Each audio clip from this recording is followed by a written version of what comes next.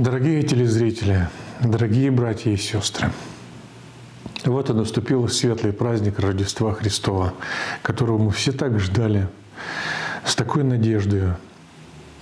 И сегодня мы вновь празднуем эти светлые, торжественные дни Рождества Христова.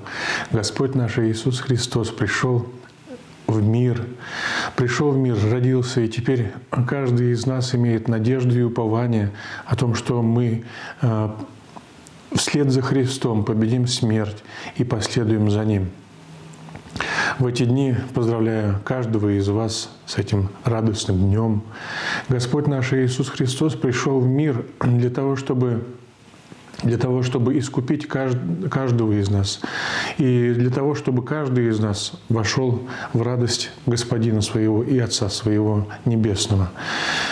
Дорогие братья и сестры, возрадуйтесь в эти дни и порадуйтесь о том, что Господь наш Иисус Христос с нами вместе, и на земле мир, и между людьми благоволение.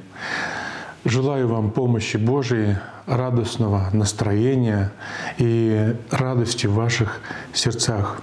Да хранит вас всех Господь. С праздником вас, дорогие мои!